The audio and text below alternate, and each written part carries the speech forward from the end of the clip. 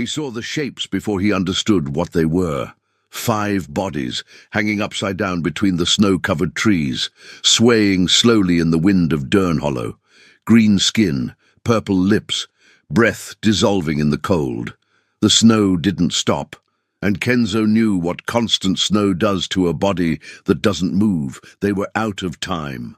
That was when one of them opened her eyes and looked directly at him. And what she said was so simple and so desperate that Kenzo couldn't move a single step forward or back. The snow fell without sound. That was the worst part, not the cold, not the wind cutting through the pines like something old and angry. It was the silence, the way Durnhollow swallowed everything whole and left a man with nothing but his own thoughts and the creak of wood beneath his boots.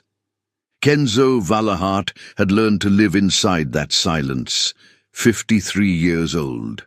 Hands cracked from decades of cold and work. A face that had forgotten how to smile without feeling guilty about it. He walked the same trail he had walked every morning for 5 years, carrying the same kind of load, breathing the same frozen air, existing the way a stone exists.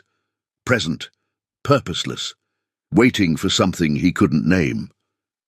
The pines rose tall on both sides of the trail, their branches bent low under the weight of new snow. Ice cracked somewhere deep in the forest, and the sound reached him faint and distant, like a memory trying to surface. He wasn't thinking about anything. That was the discipline he had built. Empty your mind. Keep your legs moving. Get the wood. Get the supplies. Go back to the house. Survive another day. Then he saw them. Dark shapes between the trees. At first he thought they were deer caught in wire. It had happened before. But the shapes were too large, and they swayed differently, too slow, too deliberate, the way something heavy moves when the wind finds it. His legs stopped before his mind told them to. He stood at the edge of the trail staring at 5 bodies hanging upside down between 2 enormous pines. A thick beam of wood had been driven between the trunks and lashed tight with rope. From it, 5 figures dangled by their ankles, arms limp toward the snow, hair brushing the frozen ground below. Green skin, orc girls, young, barely past the edge of adulthood. Their heavy winter clothes were stiff with accumulated snow, stained dark in places where cold had turned bruises into something worse. Their breath, the ones still breathing, rose in thin pale threads that vanished instantly into the grey air. Kenzo dropped the wood. The logs scattered across the snow, and he didn't look at them. He was already moving toward the trees, his heart doing something it hadn't done in years, something sharp. Something that hurt, in the good old way pain hurts, when it reminds you that you're still alive. One of them was completely still. He couldn't tell if she was breathing. Another made a sound low in her throat, something between a moan and a word, and the sound went straight through him like a blade finding an old wound. He stopped beneath them. 5 faces, 5 pairs of closed or half-closed eyes, 5 bodies slowly being consumed by the cold. Whoever had done this hadn't killed them quickly. They had left them here for the winter to finish the job. Patient, cruel, sure. Then one of them opened her eyes. Deep amber, swollen, nearly shut. She looked down at him from her upside-down world, and for a moment neither of them moved. She studied him the way a trapped animal studies a hand reaching toward it, trying to decide if this was rescue or something worse. She opened her mouth. Her lips were cracked and blue at the corners. Save them. Her voice was barely a whisper, broken and raw. Please, I'll do anything. I'll be yours. I'll stay forever. Just save my sisters first. The words hit him somewhere he had sealed off years ago. Not because she was offering herself, because she believed that was the only currency she had left in this world. And Kenzo Valahart, a man who had spent 5 years slowly disappearing, felt something wake up in his chest like an ember refusing to die. He didn't answer her. He pulled the knife from his belt instead. The girl's eyes went wide, her whole body tensed even though she had no strength left to fight. That reaction told him everything about what she had already survived before ending up in these trees. "The ropes," he said. Just that, nothing more. He didn't need her to understand him yet. He needed her to stay conscious. The first girl he cut down was the one who hadn't moved. She was the smallest of the 5, and the stillest, which meant she was the closest to gone. He moved beneath her, positioned himself, cut through the rope in 2 hard strokes and caught her before the snow received her. She weighed almost nothing. Her face was grey-green and her lips had lost all colour. He pressed 2 fingers against her throat and found a pulse, faint, irregular, but present. He laid her gently in the snow and looked up at the others. The one who had spoken was watching him, studying each movement. He could see her trying to calculate his intentions, trying to map out what kind of man did something for nothing in this part of the world.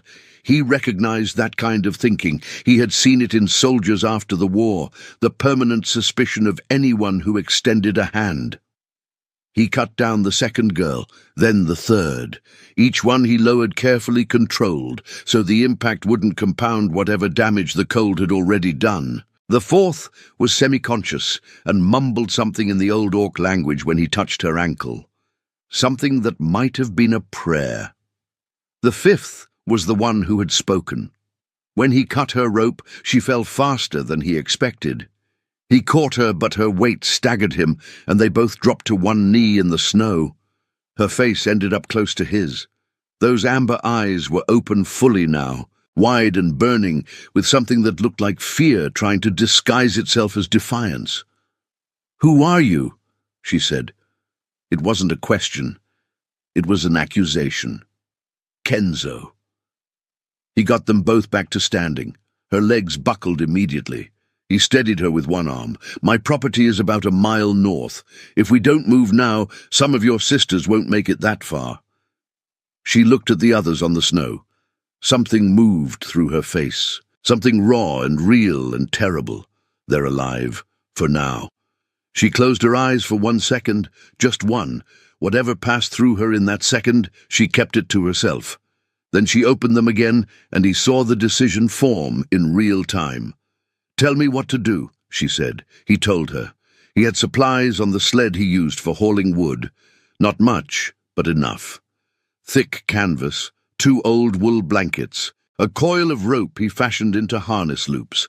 He explained each step quickly, and she followed without hesitation, even though her hands were shaking so badly she could barely grip anything. She didn't complain. She didn't stop. She moved with the focused desperation of someone running on pure refusal to let the wrong thing happen. Her name was Naya. He didn't ask. She told him while they worked. The way people share their name when they suddenly need someone else to know who they are. "Naya Varkesh," she said, "and they are my sisters." He didn't ask what kind of sisters. The word covered everything that mattered.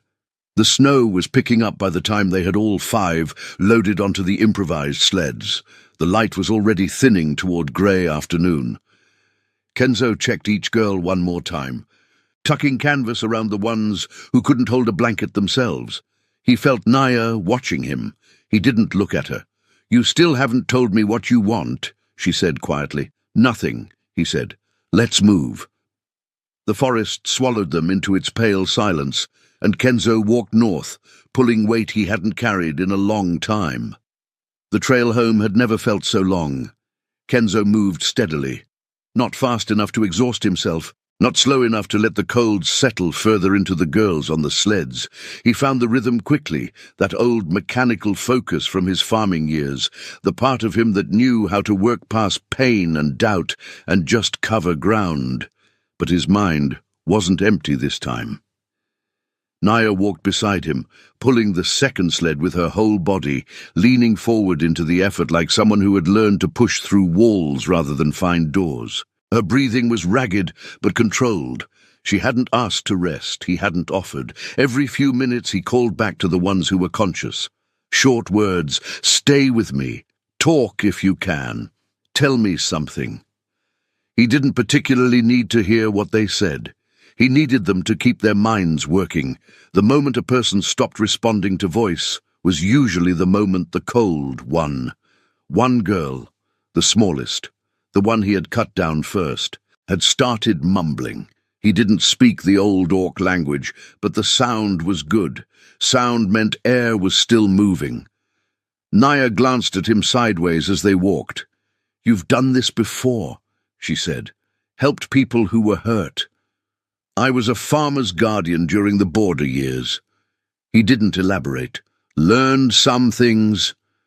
She was quiet for a moment. The trees groaned above them in the wind. "Were you in the war?" He nodded once. "Which side?" Again, not a question. A test. "The one I'm not proud of," he said. He felt her look at him fully then. He kept his eyes on the trail ahead. The border years had been ugly in ways that polite people didn't discuss in the towns along the edge of Durnhollow. Human settlers pushing into Orc territory under the cover of contracts and legislation that the Orcs had never agreed to and never signed. Kenzo had been young and stupid and had believed what the recruiters told him before he saw what the work actually was. He had left that world the moment he understood it. Married Ilara, bought land far from anyone who might know his face, tried to become someone different. He had mostly succeeded, but mostly was a word that kept a man awake some nights. "My father died in that war," Naya said. "I'm sorry." Lots of people said they were sorry. She pulled the sled over a frozen route without breaking stride. "You're the first one who sounded like he meant it." He didn't respond to that. There wasn't anything useful to say. The property appeared through the trees when the last light was beginning to leach out of the sky. A long, low house built from dark timber, a barn to the east, a fenced yard that had gone to seed in the years since Ilara died. Kenzo had kept the structure sound. He hadn't seen the point in keeping it beautiful. He went straight for the door and got it open. The inside was cold and dark and smelled of pine resin and old ash.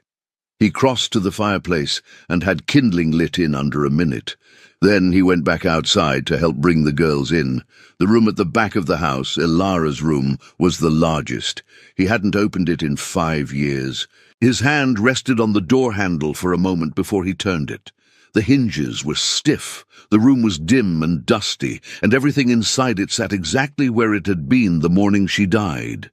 Her brush on the dresser, her extra shawl on the hook. The quilt she had made herself folded at the foot of the bed. He opened the windows a crack to move the air. Then he started carrying girls inside. By the time all 5 were inside, the fire had pushed some warmth into the main room. Kenzo moved with purpose. He heated water, found the medical kit he kept in the cabinet above the dry sink, pulled blankets from the cedar chest at the foot of the storage room. His hands worked the way hands do when the body understands that thinking too hard will only slow things down. Naya stayed close, doing whatever he asked without being told twice. She had recovered faster than her sisters, or she was hiding it better, which he suspected was more likely. There was a particular kind of strength in people who had learned to prioritize others before themselves. It had its uses and its costs. The smallest girl, whose name he learned was Yuma, was the worst. Her core temperature had dropped dangerously low. He wrapped her in every blanket he had and positioned her closest to the fire, tilted slightly so the heat could reach her evenly. He knew from experience that you didn't rush a body back from that edge. You just made it safe and waited. The others had varying degrees of rope burns at the ankles, bruising across their ribs and shoulders, from however they had been taken, and the general damage of prolonged cold exposure. Serious, but survivable with warmth and time. He heated broth from dried stock and brought it to each girl in turn. Most were too weak to hold a cup. He held it for them. No ceremony, no waiting for thank yous. Just practical movement. A girl with close-cropped dark hair and sharp, quick eyes watched him from the corner of the room while he worked. She hadn't relaxed once since they'd come inside. Her gaze followed every motion he made, with the particular alertness of someone cataloguing exits and threats simultaneously. "That one's Gasha," Naya said quietly from beside him. "She doesn't trust easily." "That's fine," he said. "She shouldn't." Gasha heard him say it. He saw something shift in her expression. Not trust, but perhaps the first small movement toward it. The girl Naya called Imala had asked almost immediately if she could see the animals. He had given her a lantern and told her where the feed was. She had come back 20 minutes later with colour in her face that had nothing to do with warmth and everything to do with having touched something living. She sat now near the fire with her hands wrapped around a cup, quieter than the others, but visibly less rigid than she had been an hour before. The fourth girl, Gaki, had sat up on her own before the broth was done. She was watching him with a calm, measuring expression that reminded him of veteran soldiers. Nothing demonstrative, just the focused attention of someone filing information away. Naya came to stand beside him as he cleaned the rope burns on Yuma's ankles. "You should know," she began, "what I offered you. In the forest. You don't have to. I want to." Her jaw set. "I wasn't trying to seduce you. I was trying to negotiate. It was the only thing I had that I thought a man might want enough to help us." He set down the cloth and looked at her directly.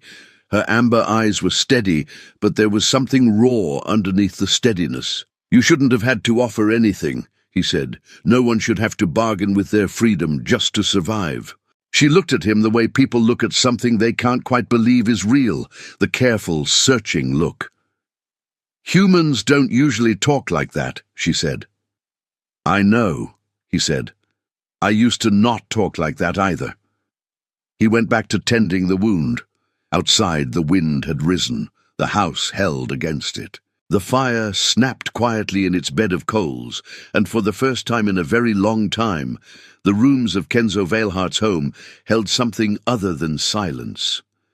4 days passed, slow days, the kind that move differently when there are people in a house instead of just walls and time.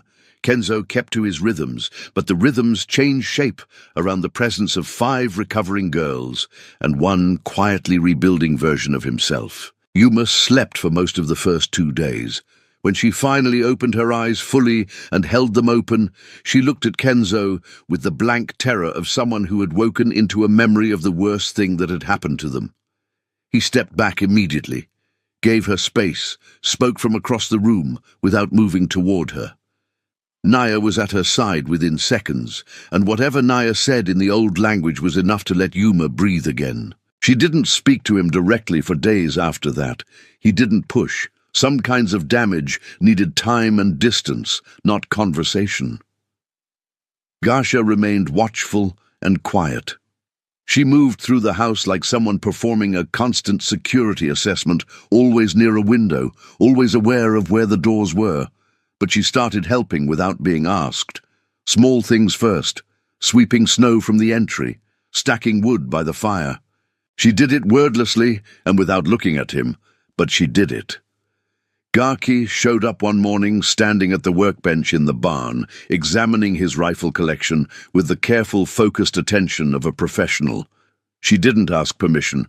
She just started breaking them down and cleaning them with a thoroughness that told him she had done it many times before. "You know these?" he asked. "Better than I know most people," she said. He found he didn't have anything to add to that. Imala spent more and more time in the barn with the horses as the days passed. What had started as a single evening visit had grown into something that looked like a calling. Kenzo's 2 remaining animals, a broad bay mare named Sable and an old grey gelding called Rue, had been somewhat neglected in recent years. He knew how to keep them alive, but he had lost the tenderness for it after Ilara died. Imala brought it back. Both animals had visibly changed across those 4 days. They stood different, calmer, more present. In the evenings, the house gathered around the fire naturally, the way bodies seek warmth. Naya sat closest to the edge of the group, which was the same place Kenzo sat. Neither of them planned it. It kept happening. She asked him questions, not intrusive ones. She asked about the valley and the history of the land and what Durn Hollow had been before the settlement lines were drawn. He found himself talking more than he had in years, not because he had been holding words back, but because no one had asked in so long that he had stopped noticing the asking was possible. One evening, he told her about Ilara. He hadn't intended to. The story arrived in pieces. How they had met at a border market, two people from completely different corners of the frontier who had somehow made the same mistake of trusting each other and found it wasn't a mistake at all. How she had turned this cold piece of land into something worth coming home to. How she had died in the third winter suddenly without warning, the way some people simply step sideways out of the world and leave the air where they stood hollow and strange forever. Naya listened without filling the silences. That was a skill he had learned. Real listening didn't rush toward comfort. When he finished, she said, "She sounds like someone who deserved a long life." "She did," he said. The fire settled. Wind pressed against the shutters. "Tell me about your people," he said. And she did. The Cragmore clan, a history of green hills turned to ash, a father who taught her that honor was worth keeping even when no one was watching. The years after the war, when everything had slowly been taken by legal instruments designed by people who understood that a signature on a document could do what a sword sometimes couldn't. By the time she finished, both of them were looking at the fire rather than each other. "You're going to have to tell me more about Varken Hollow," he said. Her expression shifted. Something hardened. "Yes," she said, "I am." Varken Hollow had started as a merchant. That was how Naya explained it. A man who understood early that the aftermath of war created opportunities for people with the right documents and the wrong conscience. He had bought old Orc clan seals during the chaos of the Reconstruction years, seals that had once belonged to elders and councils that no longer existed. Then he had used them to create debt records. Elaborate, official-looking instruments that claimed Orc families had borrowed supplies, land use rights, or labor credit during the war and owed repayment. The courts along the frontier were barely functional. Human magistrates who couldn't read the old Orc script would accept Varken's translations at face value. Families who couldn't produce their own records to counter the claims. Families who had lost everything, including their proof of everything, found themselves legally bound to labor or service they had never agreed to. Naya's clan had been 36 people when Varken first appeared with his documents. By the time the girls had been captured, they were 5. "He called it debt settlement," she said. Her voice was flat, controlled in the way that cost something. "The men he sent said they were escorts, that we were being taken somewhere to work off what was owed. And instead, the auction was in 3 days." She looked at her hands. "We ran on the second night, took weapons from the guards, made it deep enough into the forest that they couldn't follow easily in the dark. But there were more of them than we'd counted, and we were exhausted before morning." She paused. "You know the rest." Kenzo was quiet for a moment. "You said there are still clan seals with Varken." "Yes. If he has them, he can use them again, on other families, other people who have nothing to prove the records are false." He nodded slowly. That was the problem with a wound like this. Removing the symptom didn't close it. He wrote to Garrick Hale that evening. Garrick was older than Kenzo by a decade, and had the look of a man who had made peace with all the things his profession had shown him. They had known each other from the border years, from the overlap between where Kenzo's work had been and where the law had tried intermittently to function. Garrick was one of the few marshals who hadn't eventually been absorbed into the machinery of convenience that most frontier authority ran on. He was honest in the grinding, humorless way of someone who had simply decided that dishonesty was too much work. Whether Garrick could do anything about Varken was uncertain. Whether Varken's men would return before Garrick could act was much more certain. Kenzo spent the next morning walking the property's perimeter in the snow, measuring distances, identifying cover, thinking about lines of approach. The old habits came back without effort. That was the trouble with the things you learned in bad years. They stayed useful long after you wanted them to. He started explaining defensive positions to the girls that afternoon. Gaki absorbed everything immediately and began improving on it. She had an instinct for terrain that Kenzo recognized and respected. She identified a blind spot he had missed along the eastern fence line and proposed a solution before he had finished identifying the problem. Even Yuma came to listen. She stood at the edge of the group, arms crossed, expression still closed and wary. But she listened. And when Kenzo walked through the loading procedure for the smaller rifle twice without rushing, she picked it up and tried it herself. That mattered. That night, Naya found him sitting on the porch despite the cold. "You're worried," she said. "Varkan's men will come back. They have too much to lose if we're not handled." "How long do we have?" "A week. Maybe less."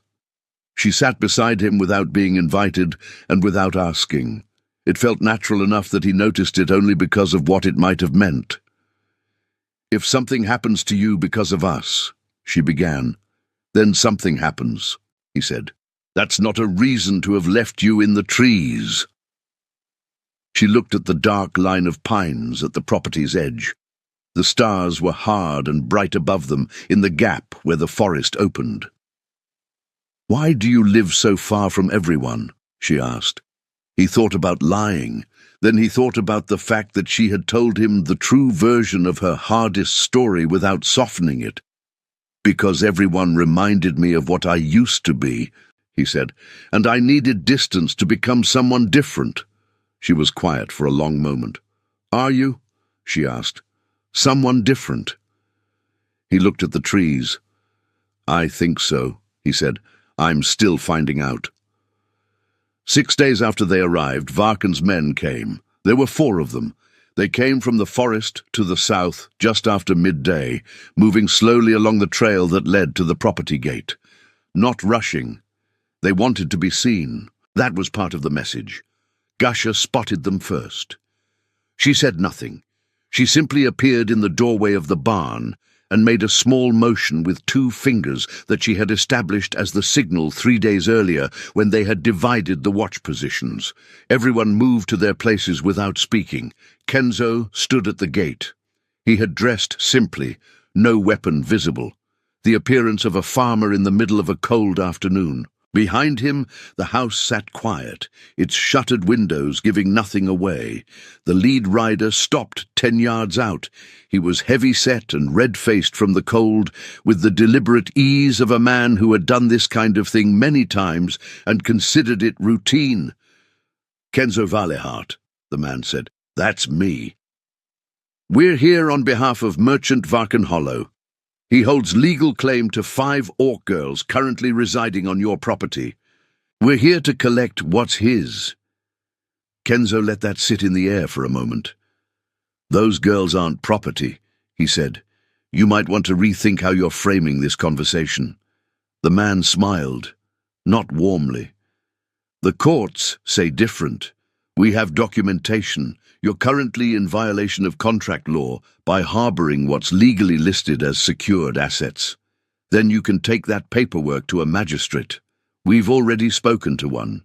The smile stayed. "He agrees with us. You've got until sundown to produce the girls, or we take this to the next level."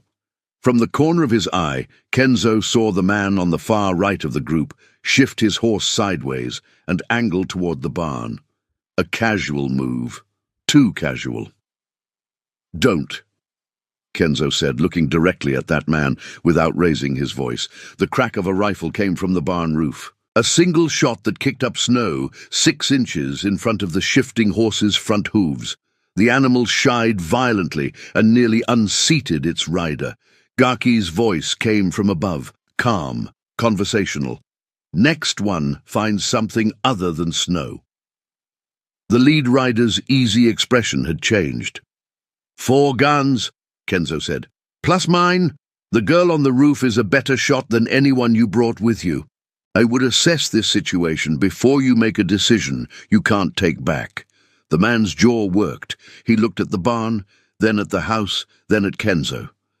"This isn't finished," he said. "I know," said Kenzo. "Tell Hollow that Garrick Hale has been contacted. Whatever he does next, he does it knowing that." The name landed. Kenzo watched it land. The lead rider's certainty cracked just slightly, just enough to be visible. Before the professional mask reassembled itself, they left. Inside the house, Yuma was shaking. Not from fear, Naya told him later, but from the effort of having held still and quiet in a defensive position for 20 minutes without letting the terror take over. That was harder than it looked for someone carrying what she carried. Naya stood in the main room with her arms wrapped around Yuma, both of them leaning against the wall beside the fireplace. She looked up when Kenzo came through the door. The question in her eyes wasn't about Varkan. He shook his head slightly. No one had been hurt. Not yet. She exhaled. Then she said something to Yuma in the old language, soft and rhythmic, and Yuma gradually stopped shaking. That night, after the others had gone to sleep, Kenzo sat at the table and stared at nothing for a long time. He thought about what it meant to have built something worth defending. He hadn't felt that in years. The feeling was uncomfortable and warm at the same time, the way returned circulation felt in a hand that had gone numb in the cold. He was still sitting there when Naya came back out of the bedroom. She sat across from him and looked at him directly without preamble. "I need to tell you something," she said. "I started feeling something for you before I was ready to."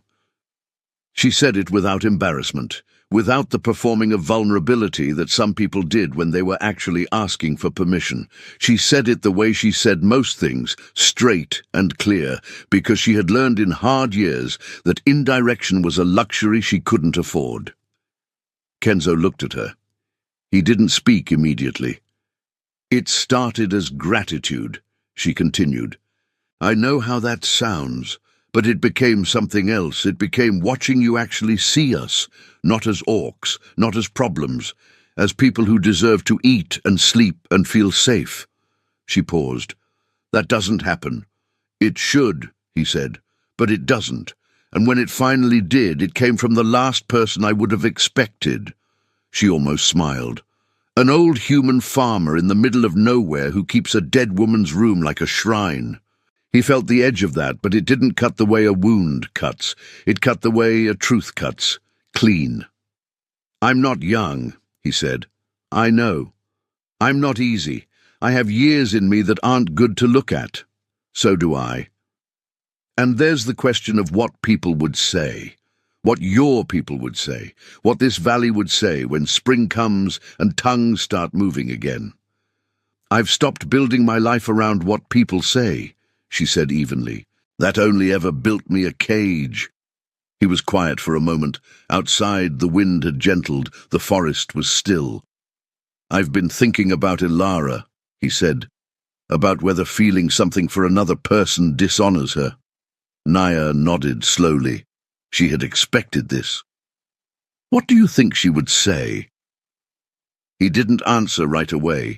He thought about Ilara the way he rarely let himself anymore, not the grief of her absence, but the actual person, the particular quality of her thinking, the way she had always believed that holding on to life was more honoring of love than abandoning it. "She'd tell me I was being a fool," he said. "Sounds like a smart woman." She was. He looked at Naya across the table. The firelight found the planes of her face, the strong jaw and the slight upturn at the corners of her eyes, and the small scar at her left temple that she'd gotten, she'd told him. From a fall during a childhood game in the hills of the Cragmore Valley, before any of it had gone wrong. "I'm not asking you to stay," he said. "If things get resolved, if Garrick comes through, you and your sisters will have your freedom back. You should take it." "I know you're not asking," she said. "That's why I'm telling you I want to." "Naya, I'm choosing this. You didn't ask. I'm not repaying a debt. I'm not negotiating. She held his gaze. I'm choosing. Do you understand the difference? He did. After years of a world that mostly moved without asking anyone's permission for anything, he understood the difference between force and choice with the full weight of someone who had lived on both sides of it. Yes, he said, I understand. The fire settled in the grate. From the back room came the sound of someone shifting in sleep. Ordinary sounds, alive sounds. Whatever comes tomorrow, he said. Whatever comes tomorrow, she agreed. He reached across the table and placed his hand over hers. Not as possession, not as promise, just as presence, as the simple acknowledgement that two people who had both been very alone had found the other on the same cold night at the edge of the same dark forest. And that meant something, even if neither of them had words for exactly what it was yet. The snow fell outside. The house held. The shots came before sunrise, not from Varken's direction, from the western trail. A series of sharp reports echoing through the frozen pines, and Kenzo was out of his blanket and at the window before the last echo died. In the dim grey pre-dawn, he could see movement between the trees, but the figures were too many and too organized for Varken's small crew. He was at the door with his rifle when Gaki's voice came from the barn roof. Martial insignia, she said. 8 riders. They're wearing green. He lowered the rifle, let the breath out slowly. Garrick Hale emerged from the tree line on a dark horse, frost on his coat, and the unhurried bearing of a man who had ridden through the night and considered it a normal thing to do. He lifted one hand in acknowledgement when he saw Kenzo at the door. Got your letter, Garrick said. Took you a while. Had to gather evidence first. He dismounted, spent 3 days in the grey territories pulling documentation from Hollow's warehouses. His operation was bigger than your letter suggested. We moved on him directly before he could move on you. He pulled a folded document from his coat. Varken Hollow is under warrant for fraud, unlawful detention, trafficking, and falsification of clan documentation across 6 Orc families going back 9 years. He's in custody. His men scattered when their employer disappeared. Most surrendered without much argument once they understood the warrant covered them too. Kenzo heard the door open behind him. Naya had come to stand in the doorway. Garrick looked at her, then at Kenzo, then back at her with the careful neutrality of a man who had learned not to editorialize. The clan seals? Kenzo asked. Recovered, all of them. They'll be returned to the appropriate surviving representatives. Garrick looked at Naya again. If that includes any members of the Cragmore clan, the paperwork recognizing them as free persons with full legal standing is in that packet. He extended the folded papers toward Naya. She came forward slowly, took the papers from his hand, stood there for a moment with them held against her chest, not reading them, just holding them. Her eyes were closed. The other girls appeared. From the doorway, from around the barn door, from the side of the house, where Gasha had apparently been watching from a position Kenzo hadn't even known she'd taken. They gathered without speaking. Imala pressed close to Naya's side. Yuma stood a little apart, but she stood upright, which was different from any morning since she'd arrived. Gaki came down from the barn roof and joined the others with her rifle slung at her shoulder and her face composed. Garrick concluded his business quickly. He was that kind of man. He had coffee at the table with Kenzo while his riders watered their horses, and then he rose, collected his coat, and paused at the door. Good land out here, he said. Yes, Kenzo said. Shame to keep it so empty. He said nothing further. He put his hat on and went back out into the cold. The sound of hooves faded into the pines. Then there was silence again, but it was a different kind of silence than the kind Kenzo had lived in for 5 years. Not the silence of absence, the silence of a morning that hadn't started yet, the silence of something waiting to begin. He went back outside. Naya was standing at the edge of the yard, where the cleared land met the first line of trees. The papers were in her coat now. She wasn't looking at them anymore. She was looking at the forest, at the pale winter light just beginning to find its way through the branches, at the snow on the ground, unmarked and clean from the night's last fall. He walked out and stood beside her. Neither of them spoke for a while. The cold was still present but gentle now, the kind that doesn't threaten, just clarifies. The pines stood the way they always stood, patient and enormous and indifferent to everything that humans and orcs decided to do beneath them. Her shoulder was close to his arm. "Your sisters," he said. "They'll want to rebuild." "Yes, the Cragmore Valley. There's enough of us left to start something." "That's all you ever need," he said. She turned to look at him. In the morning light, her eyes were the color of late autumn, amber and deep, and full of everything the two of them hadn't needed to say, because they'd already somehow said it across long evenings and cold mornings, and one particular night at a table with the fire going down. "I told you I was choosing," she said. "I remember. I'm still choosing." She held his gaze. "That doesn't end just because the danger did." He nodded slowly. Behind them, through the walls of the house, he could hear voices beginning.